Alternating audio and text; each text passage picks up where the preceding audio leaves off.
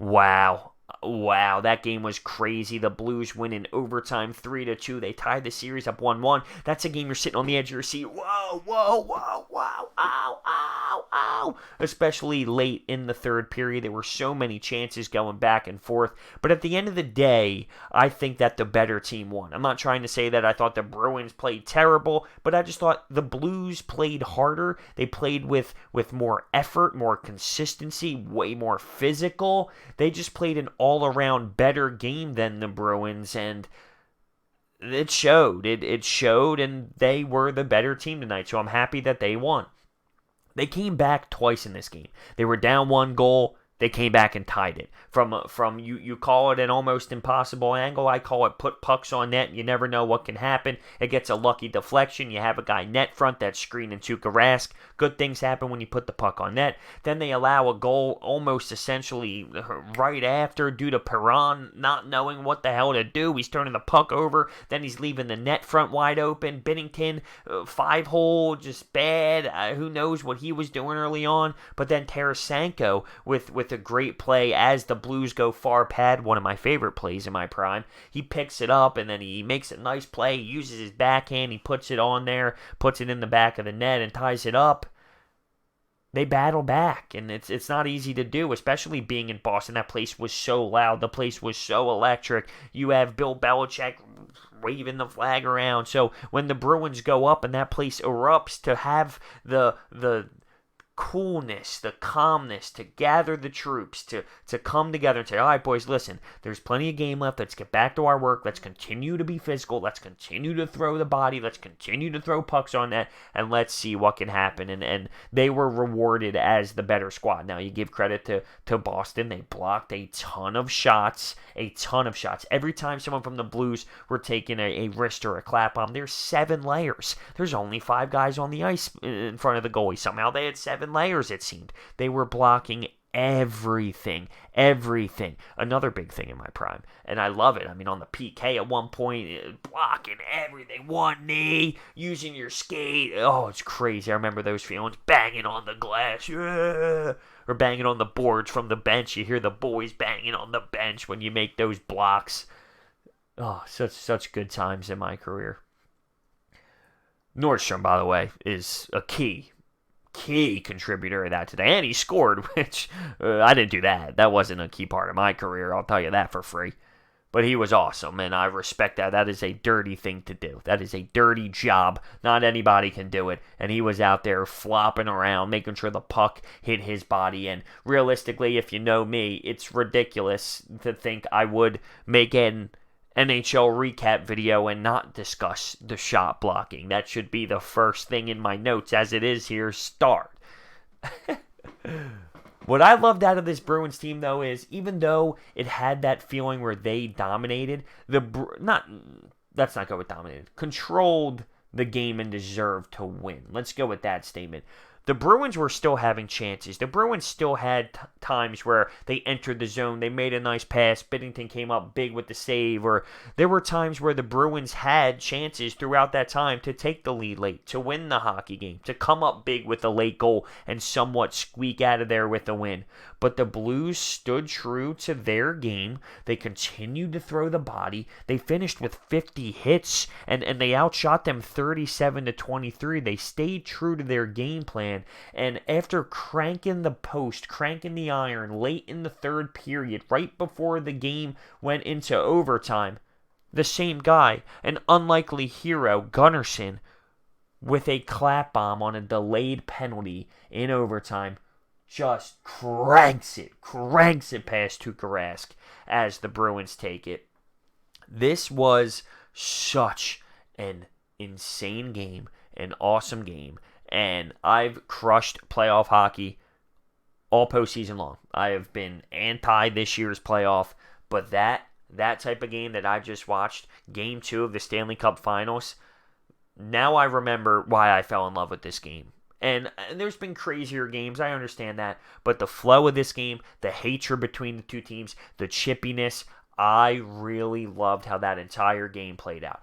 Do I think the refs are being a little bit picky on some calls? Yeah, maybe, but they're trying to control it to their best ability. I know that Tuukka Rask got ran into sometimes, and then there were 2 goalie interference calls. The first one, I think that's just the player going to the net hard. There was no intent to run into the goalie or anything. The second one, the middle lane guy driving to the net just totally ran over Tuukka Rask. In my opinion, 2 different scenarios. One's worth a penalty, one's not. And then you have the call where they gave 2 minutes on Sundqvist, who ran into the Bruins defender from behind. Now, in that situation, I'm giving that a 5. I'm giving that a 5 because it's clear intentional that he rocked the head first, and then his head even hits the boards, and his back's turned against him, and they only give him 2 minutes. So, I mean, I thought that was weird. They're harsh and critical on goalie interference call as a guy's driving to the net and trying to cut the crease there, but when someone gets rocked from behind, Sundqvist rocks him from behind, clear as day head contact right to the head first, the initial contact. They give him 2 minutes. So, they're doing their best out there. The NHL has had a rough time with referees throughout all of playoffs this season, and there has been no denying that whatsoever. But, it is what it is. I don't think the refs were the difference in this game or anything, and I didn't think that they were the difference in the first game either. I'm not trying to say that. I love how the hatred is there, the chippiness, the plays after the whistle, the punches, the respectful punches, if you will. I love the chippiness of it. The refs are trying to control it to their best ability, but I think that's what makes this so unique and so awesome with the Stanley Cup Finals in the last series. They're laying everything out on the damn line, on the damn line, and you develop this hatred and this aggressiveness towards each other, and you're seeing it early. You're seeing it throughout the first 2 games here, and it's ridiculously awesome. Tarasenko, by the way, he kind of had a weird play where he fell awkwardly in the boards as a defender came over and kind of rolled over on top of him. He went back to the bench and missed a couple shifts there, missed a little bit of time, but he ended up coming back and he was okay. Obviously, if you lose someone like Tarasenko, that's going to really kill you. He's been on a hot streak for this Blues team. He's been a leader, a true professional, and it's funny because I remember halfway through the season when the Blues were at the worst of the worst, I was saying, hey, Flyers, why don't you go grab Tarasenko? Now he's on a legitimate tear, and he's rolling through right now when it comes to producing points. The Blues snapped the Bruins' win streak in the playoffs, which I obviously thought would happen eventually. This is the Blues' first ever Stanley Cup final game because the last time they were in the finals, they got swept by the Boston Bruins many years ago. So this is their first ever actual win. You see the broadcast go over to St. Louis's arena, and the fans are going crazy, screaming, going nuts. I love that. I love seeing the reaction to the team who is watching back at their arena, to just see the crowd erupt with all the goals. It's awesome. But I do believe at the end of the day, the better team won tonight. And that has nothing to do with the Bruins playing bad. Not that guys like Marchand played amazing, or not like their top lines played amazing. What I think is really helping the Bruins, to be flat out honest with you, is they're role guys. They're depth guys. They're the ones that, through the first 2 games here, have been playing literally unreal. You take a look at when the Blues are scoring. Who's on the ice? Who's on the ice for the Bruins? So, it's not like the top guys for the Bruins are playing absolutely grossly horrendous. Oh, it's terrible, but could they step it up? Yeah, I think they could step it up. Their role players are playing A+, and they're blocking a hell of shots, and I love that. That's just a personal thing that I respect. I think there was a tear that came out of my eye watching that. I think there was. That one PK shift where they're blocking 2 shots in a row, getting the puck deep. Tear, I felt it, I'm saying. I miss those days. And I shouldn't miss those days. And I don't miss those days, but I miss those days. It was a lifestyle. It was a lifestyle. So with that being said, let me know your thoughts down below on this game. Tied 1-1.